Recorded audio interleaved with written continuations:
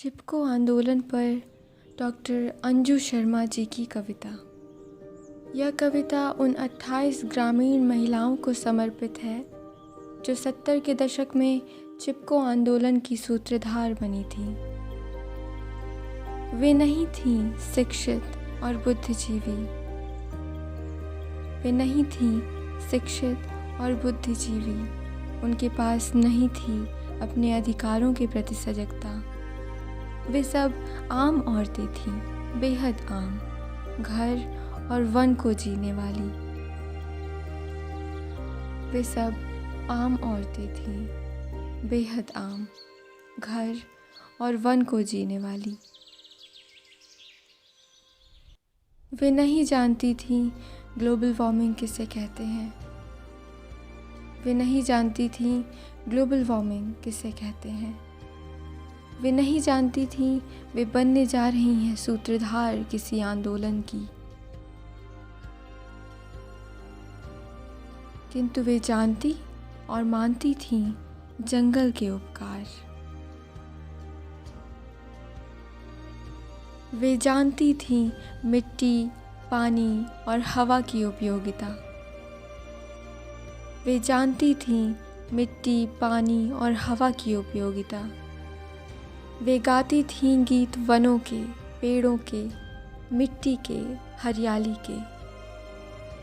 वे गाया करती थीं, क्या है जंगल के उपकार, मिट्टी, पानी और बयार। क्या है जंगल के उपकार, मिट्टी, पानी और बयार। मिट्टी, पानी और बयार, जिंदा रहने के आधार। मिट्टी, पानी और बयार, जिंदा रहने के आधार। चीन से धोखा खाई सरकार की अनायास जागी सीमाओं की चिंता ने लील लिए थे कितने ही हजार पेड़।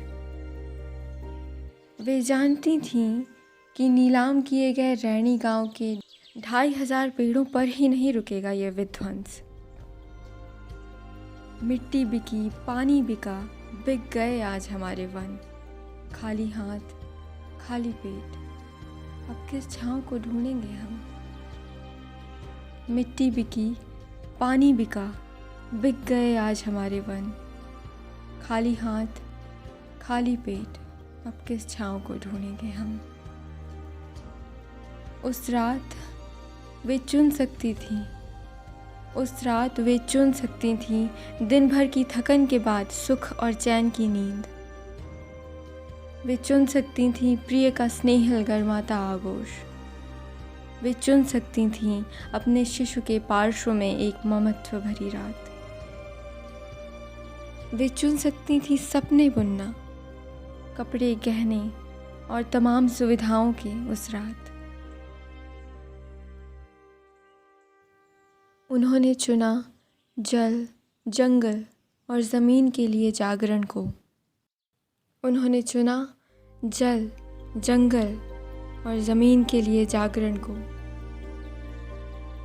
उन्होंने चुना वनों को जो उनका रोज़गार था, जीवन था, मायका था। उन्होंने चुना वनों को जो उनका रोज़गार था, जीवन था, मायका था। उन्होंने चुना पेड़ों को जो उनके पिता थे, भाई थे, मित्र थे, बच्चे थे। उनके मौन होठों पर आज नहीं था कोई गीत। उनके खाली हाथों में नहीं था कोई हथियार। एक हाथ में आशंका और दूसरे में आत्मविश्वास को थामे पेड़ों को बाहों में भरकर बचा लेना चाहती थी वे क्रूर हाथों से। पेड़ों को बाहों में भरकर बचा लेना चाहती थी वे क्रूर हाथों से।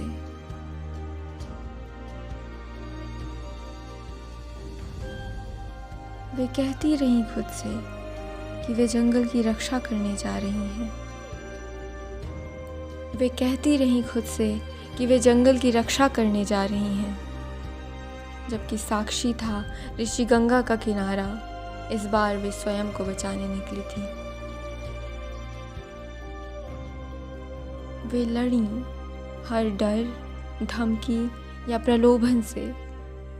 अपनी आशंका को बदलकर दृढ़ निश्चय में चिपक गईं वे पेड़ों से।